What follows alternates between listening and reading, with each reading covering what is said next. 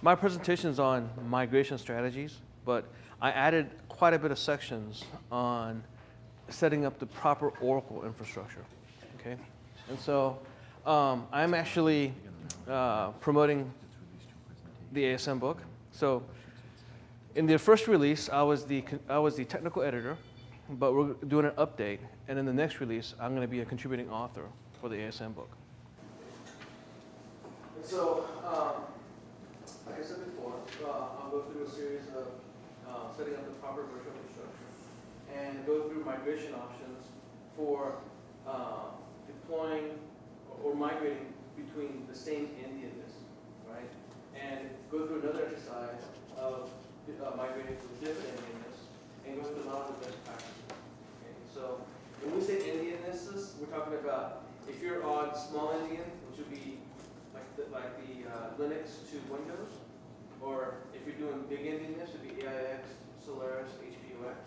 And so when we do a new platform, especially on VMware, right? VMware only runs on the Intel chip. So we're talking about going from AIX or Solaris or HPUX to a Linux environment on x86. Okay. And so same thing as before, but I do have a new website that I launched, oravm.com, and has a lot of technologies in terms of the differences between VMware and Oracle VM, and even has a section on private database cloud, which we're focused on things like Exadata as well. Okay, and so as we evolved over the past 20 years in the Oracle space, right? We started out as command line DBAs, and I still do everything command line. But nowadays, in the 90s, things like Toad came out, Oracle Enterprise Manager came out, right? And so we've gotten, and DBAs have become more of GUI DBAs. That's what I call it, in the 90s, right? And as Google has started to really evolve, right? All of us are like, whenever we see an error message, where do we go? We either go to Oracle support or we go to Google, right? And sometimes you find better hits on Google because we have a lot of evangelists out there blogging about their experiences, right? And so we have the Google DBAs, right? And also developers are Google DBAs too, right? They want all the authority, but they don't want any of the responsibility, right? And then we have the RAC DBAs. 9.2 started to really promote RAC, but 10.2 really pushed the umbrella for RAC, right? We're all in this phase now where everything is going towards RAC, right? And then with Exadata, right, we have the database machine administrators, right? So I'm also an Exadata guy as well. And so in the DMA world, not only do we have to be DBAs, we also have to know the OS. So I'm also the Linux administrator in their environment, and I also have to know about InfiniBand and Cisco switches as well, right? And of course, the VRAC DBA, like George mentioned before, is a big evolving thing in the virtualization space. And last, as Oracle is promoting the private database cloud, they're coining a terminology called Cloud DBA. Oh, and briefly, right? We've evolved from the caveman to the Harry Potter, VRAC DBA. And if you notice, that's the picture of Mr. Mike Coy right there. Okay, so as we talk about the virtual infrastructure, it's all about consolidation, standardization, and automation, right? And the more you automate, the faster you can provision. The more you standardize, the better your density that you get as you consolidate. Okay, so earlier we mentioned about standardizing, and George mentioned about OpEx, right? In today's studies, virtualizing, we're able to get about 30% gain in our OpEx expenditures, right? How can we as DBA drive that number even more, right? And the whole thing is to create OS templates, like I said before, right? Having just 2 operating systems that we support, right? 2 versions of operating system, 4.x and 5.x, right? And I don't know if you guys are aware, Oracle did mention last month, now they're certified with Red Hat 6, right? And so it's kind of, with that message also came that ASM lib is no longer supported in Red Hat. I don't know if you guys got that as well, right? And so a lot of us are doing ASM-lib as part of our best practices on Red Hat, right? As we go and move towards Red Hat 6, we have to drop ASM-lib and start implementing UDev rules. So they're pushing everybody towards Oracle Linux, right? Towards the unbreakable Linux kernel, right? And so as we standardize on the versions of Linux, do the same thing with your Oracle Home, right? Have just a couple of versions of Oracle binaries that you support. So at the same time, we also have the Oracle Home and also the grid infrastructure home, right? Starting with 11.2, if you're going to do ASM, you have to have a separate home for your grid infrastructure and a separate home for your Oracle Home, right? And so standardize in just a couple of versions of that. And lastly, right, standardize on just specific character sets, right? And as we do more of the golden image provisioning, right, put all of your infrastructure into this one database, right? And then I'll have slides later on that show you how do I take my database, right, and create a template out of it, right? So, and the whole idea is that as we create a template, and the idea is to use DBCA, the Database Configuration Assistant, right? And so what that tool allows you to do is take a database that you consider to be pristine, and you put all of your infrastructure framework into, right? Auditing, security, 1 gig redo logs, 2 gig redo logs, whatever your performance needs are, right? And then it will actually create a seeded database. That means that from that point on, right, when you use DBCA to create your database, right, you can just say, I want to make an image of this particular database. And what DBCA does, it actually will do a restore of that database. So you get everything you put in. So, like I said before, I'm all about command line, right? All about automation, right? So here are the scripts. And in particular, what I want to show is the using Oracle's built-in Perl, right? And to do the clone of your grid infrastructure, right? The whole idea here is that I have a VM, right? And our VM administrator, right, created another VM of it, right? But again, guess what happens, right? You get new host name, new IP, right? In the old days, with a database home, we could just tar and untar, no problem. But now, Oracle has gotten so complex, the host name and the IP is literally hard-coded in a lot of the shell scripts, right? Especially when you're dealing with the grid infrastructure, right? And so now what we do is we actually do a clone of that environment. And so we're still leveraging the capability that we did before, right? Tarring and untarring, except with the grid infrastructure, because there's a lot of root stuff in there. You have to do it as root, right? And when you see at the very bottom, when you're done, you're actually setting the permission back. And just like any other install, I'm running my Oracle install root, I'm running root.sh, and at the very end, I run my root task. Right, so the whole idea here is that how DBA spend hours and hours in certain environments, right? Especially if you're running in a really secure environment, right? You have to set up X windows. You have to actually display that back. And certain environments, a lot of system admins, they don't want to install the entire X server, right? And so you get to a point where if I can run everything command line, I can provision this thing in a matter of 20, 30 minutes. Right? And again, the same kind of cloning infrastructure for the database home, right? And in this particular case, we could have gotten away on the database home just doing a simple tar and untar. But again, just to mitigate any kind of risk going forward, right, you go through the official cloning home method. So Oracle will support you. And just like I did here in the end, you run Ntirety. No difference. Except I've actually, the biggest thing here is that I set up one environment. I installed 11.2.03 in this case, right? I applied the PSU to the grid infrastructure. I applied any CPUs or one-off patches for this environment. And I maintain this environment, right? I do the same thing for the database home. And so we spend hours and hours and hours installing, patching, right? And doing any one-off patches if your environment has it. Now, this clone home has everything built in. Right? So all I'm doing is taking the environment that I have and just duplicating it. Okay, so earlier we talked about creating snapshots, right? Prior to PSUs, prior to CPUs, prior to one-offs, OS upgrades, and RPM installs, right?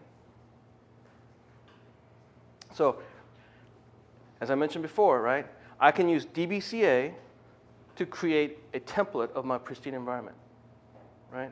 And so the key thing here is that we have one of the options, create database template from an existing database, right? What DBCA will do is it will literally shut down, cold that database, and do a RMAN compressed backup of that database. And in my case, I call it 8K block size with no options, right? How many of you guys have actually done a DBCA installation, right, of a DBCA creation of a database and chose not to install JVM, XML, basically nothing, right? That particular DBCA creation will take you significantly longer than it will to do one of those like OLTP or data warehouse implementation. Because in those kinds, in the DBCA, it actually does a restore, which is significantly faster than going through the exercise of creating a catalog, running cat proc, and all that stuff, right? And so once you save that environment and at all your pristine infrastructure stuff, you go and create a golden template, right? And as you see here, you know, the same thing, you convert the location to a file system, and then you're done, right? But here's what the magic is, right? Again, with DBCA, right, I'm running in silent mode, and I create a database. The ability for me to provision a brand new database is about 15 to 30 minutes. It has all of my security requirements. That has my redo logs of 1 gig, right? That has my infrastructure built in, right? For example, I create a schema called RODBA, and I call it read-only DBA, and all of my monitoring goes through it, right? But I have a lot of stored procs in there, right? And so I go through an exercise. If I don't do that, I have to go through and run grants from sys to RODBA. RODBA has to go create the, all the stored procs and packages, right? It literally takes me the whole day to provision a database, right? And so now I go through the exercise and I create a template. And so whenever we have new database requirements, I just go through DBCA, right? And this is really the magic sauce in terms of increasing our OpEx, right?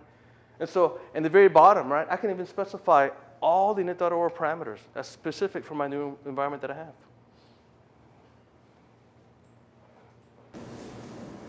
Okay, so as we talk about the virtual infrastructure, right, and like I mentioned before, if you're not virtualized today, the easiest place to start is with the Oracle Enterprise Management. There's no license issues. The IOP requirements are very little. CPU utilization very little, right? And so today, with a 12C cloud control, you can get away with a dual core 6 GB RAM. That's with a database running locally. Right? And and roll forward, right? Keep on virtualizing more and start introducing your DBA tools, other infrastructure databases, right? Because I also like to create my own website as well. So when I go to a client's site, I actually deliver a fully functional DBA website. And with it, we give them capacity reports, uptime reports, VM stats reports, and stuff like that. That's all graphed out. And we plug in Apex into that equation, right? And that when we push virtualization that way, right? Then we go in and start virtualizing from our Linux perspective, right? And so as we evolve and we have hundreds and thousands of VMs, right? Even from a system administrator perspective, having to go sift through all these syslogs become a nightmare for everybody as well, right? And so with Red Hat and Oracle Linux, you have the capability to push all your syslogs to another server. So we create a separate VM just to for us to sift through all the syslogs. And instead of having a monitor script that sits on every machine, we just have a monitor script that only sits on one VM. And the same thing, going a step further, create a VM for your Kickstarter, boot server, right? And lastly is the YAML repository, right? Everybody should have their own YAML repository. It makes all your installations significantly easier. So, as we talked about before, having specifics only to certain versions of Oracle that we support, right? And so in this case, the example I'm going to show you is we have 11.2.3, with rack, and then 107 with rack. The same thing goes with e-business as well, right? And so I was really surprised. I talked with a customer a couple months ago. They had 59 implementations of e-business in a single company. And they have 11i, R12, and they even have some bits of Fusion in there. I'm like, how can you support this place? And they want to virtualize. And so whenever they deployed a new e-business suite environment for their customers, it took the DBAs literally 2 weeks. Right? E-business suite should be literally one night, boom, I'm done.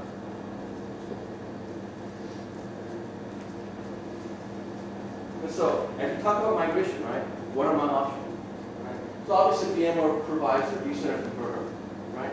But because of our database are getting larger and larger, right? Just like Mike said, 5 years ago, if you told me that I needed a 2 terabyte time capsule at home, I'd be like, you're nuts. But now, everybody's hitting these 100 terabyte data warehouse, right? So we have to leverage more of technology to be able to migrate from one platform to the other, right? So the 3 key things that you see here, one is holding data, obviously, right? And of course, data guard. And I do data guards because I'm a co-author of that book as well. And lastly, SharePlex. And I've done a lot of SharePlex implementations. I've been doing SharePlex since 1999, and have done presentations on SharePlex since 2001.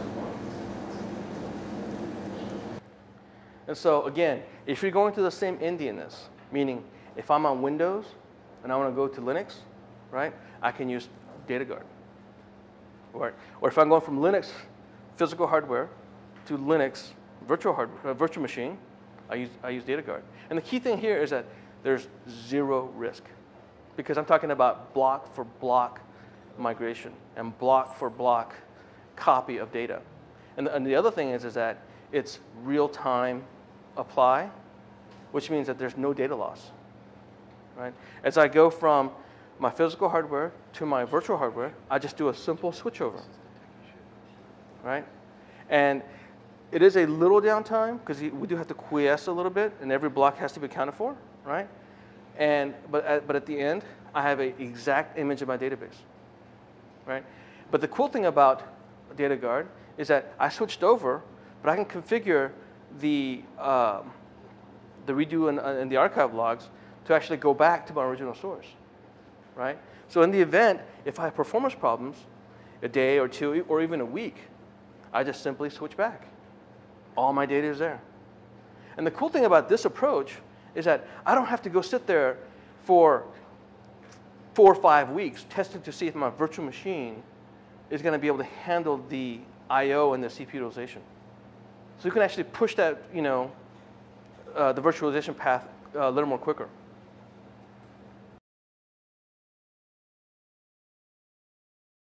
This is a high-level diagram of the physical standby.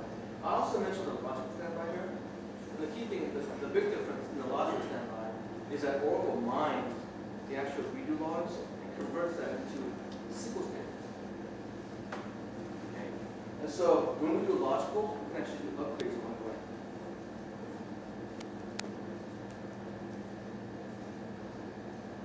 Oh, and here's the tip of the day, right? If you're considering this approach, make sure you have what we call forced logging enabled on the database, right? A lot of DBAs, a lot of the developers try to do things with no logging for the performance of their data, right? And so as a DBA, if you force log it, the developer won't even know, except maybe the performance might degrade a little bit, but from a abstraction perspective, he has no idea that you actually put in the force logging. And like I said before, once you switch over, I can set up an application back to go back to my original source, so I have zero risk. So when do you use DataGuard? Redo apply, right? Same Endianness. A lot of people don't know. You can do things even like Solaris AIX because it's the same Endianness, right? 32-bit to 64-bit, ASM, migration, physical, virtual to virtual, right? When does does not make sense, right, is when you're dealing with platforms, right? And so Oracle does have introduced a new topic called cross-platform migration, right? And so, but that doesn't give you the zero downtime. It does give you the flexibility to take a image copy and go forward, though, which I'll discuss more later. And so, RMAN is a big integral part of this. And why is that? It's because everything we do involves RMAN. Whether you do AIX to Linux or Linux to Linux, right? You have to take a backup and have to do a restore. And the technology is RMAN. And so now in this particular section, I'm going to show you how easy it is to do an RMAN image copy, right? And then roll forward with incremental backups. So you know how like in EMC, we do BCV, right? So we triple mirror our storage, right? We break the third mirror, right? And then we copy that to the tape. And every night you sync back up, right? And then you split it, and then you back that to tape, right? So with RMAN, we have that capability. We've had that capability for years. But a lot of DBAs just don't know how to leverage that technology. Okay, so the whole idea is to take level 0 copy. And this means, when I say level 0 copy, it's literally an image copy of your database. So if you have a 10 terabyte database, your RMAN backup space you need is 10 terabytes. Okay? And you take incremental backups, right? These are just the change blocks. And then you actually take a backup of those change blocks and apply them to your image copy. And so every night you can actually roll forward, meaning that my image copy every night will look identical to my production copy. Right? And so this is a great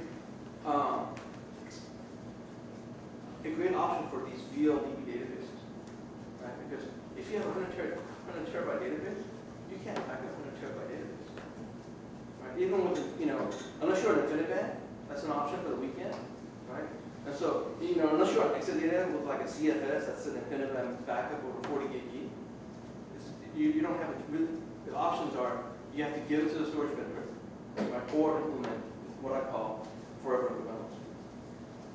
Right? And so, I'm going to give it to you as easy as 1, 2, 3, right? So the first script actually goes through, and the key syntax is backup as copy, right? And so I put a bullet point in there. Make sure you have BCT enabled. BCT stands for block change tracking, right? And what that does is it captures in a bitmap file all the blocks that's changed since the last time you've done a backup, right? And so when you go and do an incremental backup, right, it reads through that block change tracking file and only backs up the change blocks, right? And that's why Oracle markets this as being 20 times faster, right? And the key thing here is incremental level 1 for recover of copy. And over here, you'll see a lot of tags, right? And that's really the secret sauce. So now I created an incremental backup. How do I actually merge it, right? And the key thing here is use a recover copy of database. So you're saying from my tag that I created and apply it to my base image, right? So when we're doing a replatform, no matter how big your database is, your outage should not be that substantial. And so if you leverage technologies like Golden Gate, right, obviously you can do zero downtime, right? But if you don't use any technology and you want to replatform, the whole idea is that it should be about an hour of downtime for every terabyte. Okay, because storage vendors are getting faster and faster, right? We've tested, and I've tested at numerous clients, right? If they have a proper storage in place, I can back up literally about an hour terabyte. One question here. One question. Yeah. Like you're taking backup, you said 1 hour downtime, right? So why don't we do active duplication like you said? We can use data guard, right? You said active duplication will won't work. In this case, it's a different Endianness, meaning that I go from like AIX to Linux. So active duplication will won't work for. Exactly. You can't go cross Endianness. Cross Endianness. Okay. And so the whole idea here is that I take an image copy, right? And then I go forward with incrementals, right? And if let's say I'm putting Solaris, for example, right? A lot of people don't know this. I can take a Solaris file system. I'm sorry, I'm going from Solaris to Linux, right? I can take a Solaris file system and literally mount it on Linux. And so I actually will swing that file system over to Linux, right? And I'll just do a restore right back in, right? Now, if you're doing AIX, it gets a little more complicated. You have to actually pay for that solution, right? You have to go buy a Veritas file system manager that works on AIX and also work on Linux as well. And so, if you can withstand the outage window, right? You can actually go through the whole exercise, right? And if you have, let's say, a 10 terabyte database, you should be able to restore 10 to 12 hours and go to Linux. Okay. And so at the very end, so the whole idea is on Friday night, I think my level 0. Throughout the Saturday mornings, I take my incremental, apply, right? At the very end during cutover, I take my final backup, right? And then apply it. And then I shut that production database down, right? Then I take my file system, I swing it over to another server, right? And the reason why we do this is we don't want to touch our production at all. You can do this on production as well, but I don't, the whole idea is so that I have no questions if we have to roll back, right? So we move that file system to a staging server. It's literally a swing of the file system. Those LUNs have to be provisioned on both nodes, right? But only one is actively writing it at a time. So I move it to my staging server, and I apply archive logs to make it exactly consistent, and I open reset logs, right? And at that point, this database that's running on my staging is identical to my production, right? Now, at this point, I could put every table of space in read-only mode, right? And take a transportable table of space data pump export. And once I'm done with that, I shut it down, and I could take every file that I have, move it to Linux. And again, if you're going from Solaris to Linux, I can just swing the file system, or if I have Veritas for AIX, I can swing the file system again.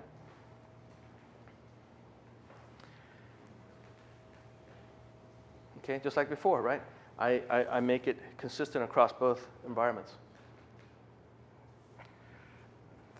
There's a command that most people don't know about. It's a switch database to copy. Have you guys ever used that before? Right? And so the whole idea is that, and this is from a migration perspective, I'm going to kind of sidetrack a little bit here, right? Is that because I'm using my image copy technology, right? If I literally lose my production database, right, I can literally, with one command, switch my database to my copy, right? Apply whatever archive logs I need, open a database. My database will open instantly, right? And so if I have, a 100 terabyte database, right, and I have a 100 terabyte file system I'm backing up to, right? Guess what? I can just literally have another 100 terabyte database up and running, probably in a reduced I/O capacity, right? But I can have it running, so that you can spend the next day or two fixing all your stuff and literally do a backup as image copy again to your production SAN, and then switch database to copy again. And that switch database to copy, it literally takes seconds. Boom, and you're done. And so it changes your backup strategy as well. Okay, like I mentioned before, right? How do we do this in the world without SharePlex or Golden Gate, right? And one of the options is the cross-platform incremental backups. And I give you the Metalink node ID right here, right? And that's, for example, if you go from AIX, you can do a backup in AIX, put it to Linux, and remember the incremental updates that we do, right? It will let you do that across the different Endianness.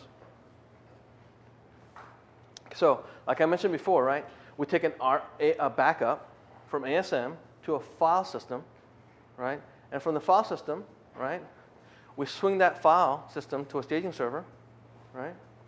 And then we synchronize that database, right? And when we're done, we either copy it. So if you have a 10 gig network, you can copy. Or if you don't, you should definitely look into how can I swing that file system over to Linux, right? And then I create all the roles and users up front, right? Then I do an RMAN conversion. and that conversion changes the Endianness, right? And then I go into Linux again on ASM on Linux, right? Then I perform my transferable table space, right? Then I do my no-rows imports, and then when I'm done, I perform my schema comparisons. And the schema comparisons is really important, right? So if you have like grid control, you can actually tell grid control to do a database comparison. Toad will do the same thing. I actually have a really elaborate script that I use everywhere I go, because a lot of times you don't want to be pointing to the same environment, right?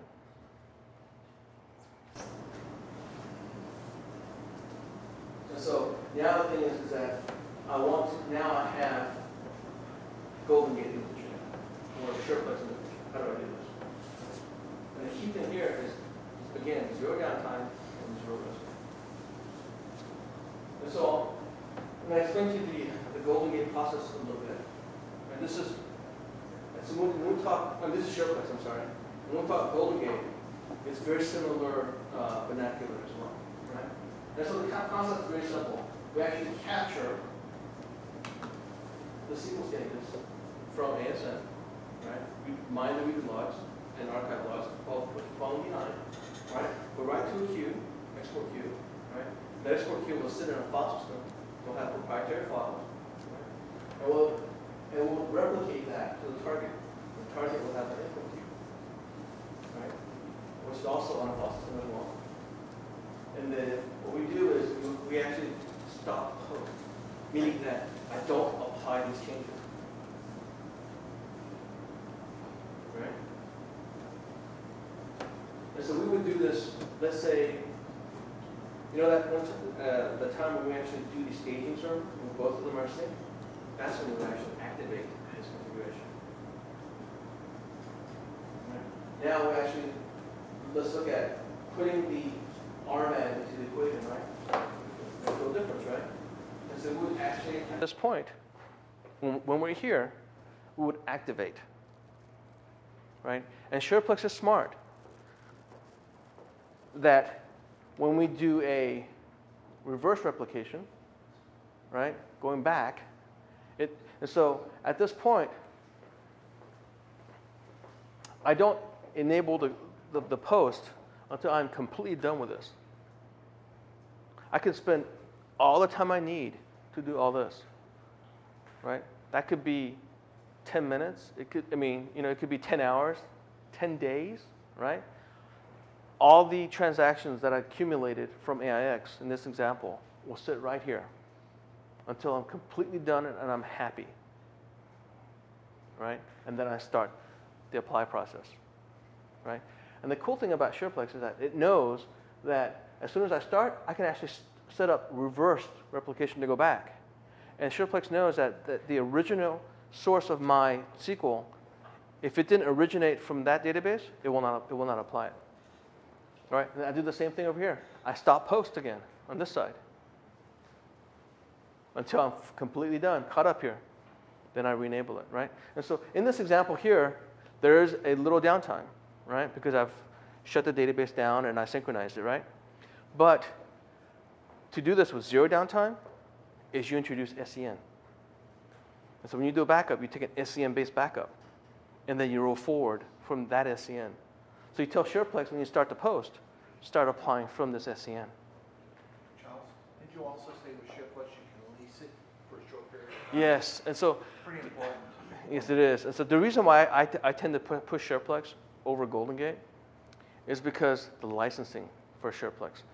Both vendors have a short-term lease, and so SharePlex will do a 3-month lease for you, right?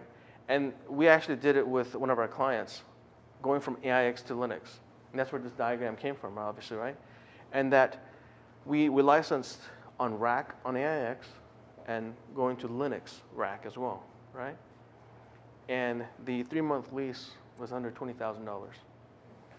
I mean, when you go to the CIO of any company and say, would you pay $20,000 for an insurance policy? I don't know a single CIO that won't pay that price.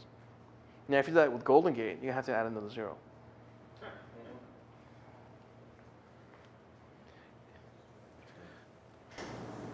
So now let's talk about some of the best practices, right? So Michael will do a lot of this stuff, but I go into the nitty-gritty, right?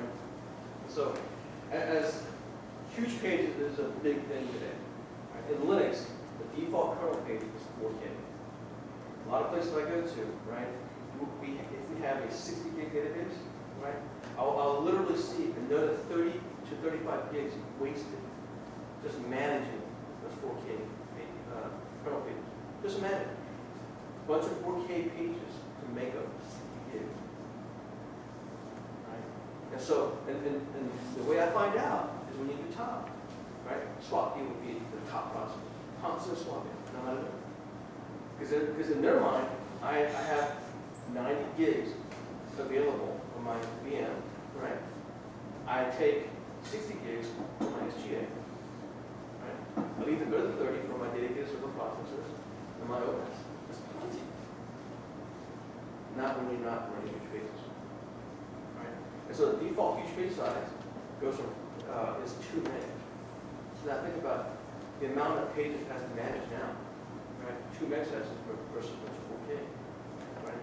And so, and when you look at proc mem-info, right, there's an actual allocation of how much memory is being wasted, right? And you'll see that number go from 30 gigs to like 1.5 gigs, right? And so, huge pages does require a balance, right? And so what I tell a lot of my customers, if you're going to do this, right, start at half, and then go from there. Right? And so there's huge page settings that follow up at securitylimits.com. Right? And you also have to set this up in your kernel parameters as well. There's a file called at sysctl.com. I have a tip here. Right? Most customers who are running VMware will choose Red Hat over Linux. Right? And what you can do is you should actually install Oracle Linux and take all their best practices. Right? Oracle provides an RPM called Oracle Validated Install. Right? You can take a Linux environment and literally just take that one package, right? Open up a Yum server. And Oracle also provides a public Yum server that's fully updated as well. Right? Take that package and just do an install of it. Right? And what Oracle does is it goes to the public Yum server and downloads all the dependencies that it needs for them to. Right? But it doesn't stop there. It also updates the kernel parameters, their best practices. It creates the Oracle user, it is the password, it creates the group, DBA, right? And it's a group, and literally everything's done for you. And so the trick is now to take that and reverse engineer it to your right hand.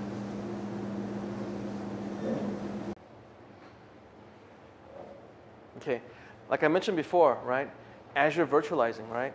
We should be able to know what our IOP and throughput capabilities are on our virtualized environment, right? And so with Orion, right, I can actually calculate. I mean, the whole idea is to become scientific about this whole process, right? It's not an exact science, obviously, right? But you should know in the ballpark, I'm able to do this amount of IOPS. Oracle provides the native DB resource management, an API called Calendar.io. Right? And both Orion and Calendar.io, you have to tell it how many disks that you have. Disks doesn't equal months. Right? Today's environment, right? When we're doing ASN, right? We'll either do 2 plus 2 for 10, or 3 plus 1 or 5. Right? And so if you have 4 lines in your ASN environment, right, and everything is 2 plus 2, right, you don't tell Orion and Calendar.io they have 4 disks. You tell them they have 16 disks. Okay.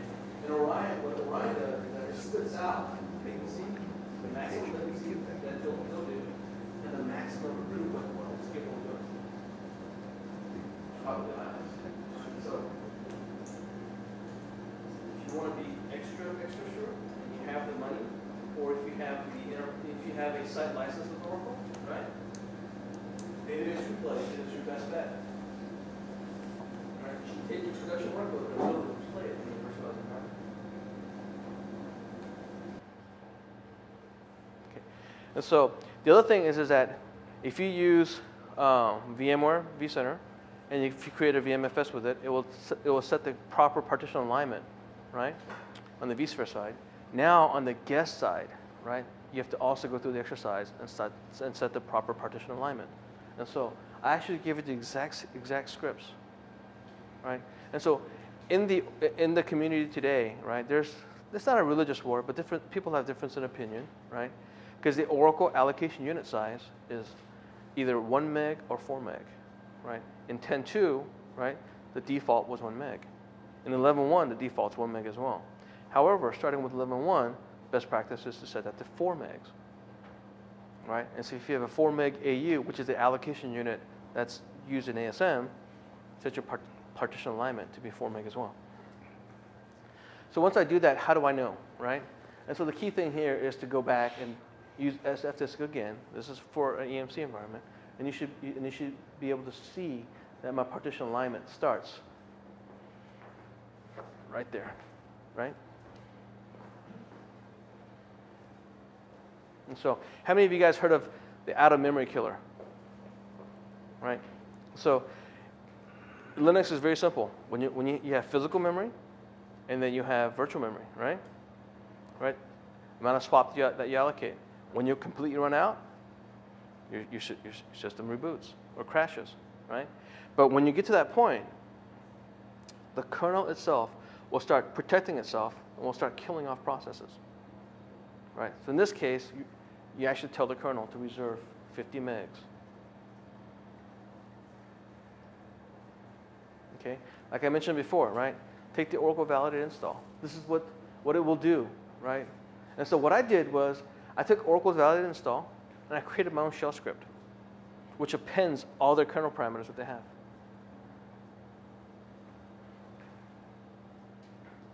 And we use this ctl-p to reload the kernel parameters dynamically. And so if you also see, there's kernel parameters for 10G and there's kernel parameters for 11G. Right? Jumbo frames is a big component. In rack, we set jumbo frames for the private network, right? And in the VMware, we set jumbo frames on their network side as well, right? And this particular test, what's really important about this is that jumbo frames have to be enabled on the switch, right? Just because you set up jumbo frames with an MT of 9,000 on your NICs doesn't mean that it's going to be successful, right? A lot of times we have that misconception that jumbo frames are set up correctly. We install our grid infrastructure, we install our rack environment, and when we run root.sh at the very end, right, cluster doesn't start up because a switch hasn't been set up, right? So in this case, we're actually sending the payload of 8,972 bytes to the switch. And the reason why we send 8,972 bytes is because there's 20 bytes overhead for IP, and there's another 8-byte overhead for the ICMP. And so again, in this case, if I send 8,973 bytes, that ping will fail.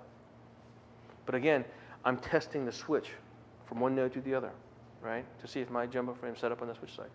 And one of the things is, you were talking about Google. It could be your best friend, but it can also be your worst enemy.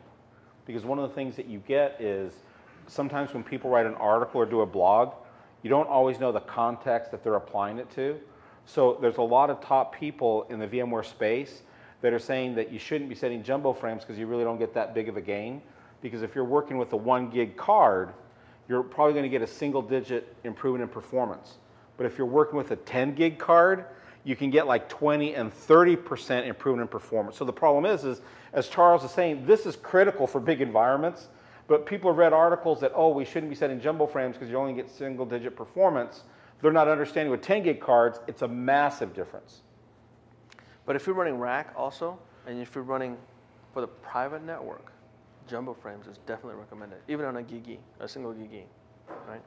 The other common mistake with jumbo frames, which is kind of interesting, you have to make sure that it's an, as he said, end-to-end jumbo frame. So then the vendors will say, well, that's not a problem. We'll just, they call it splitting.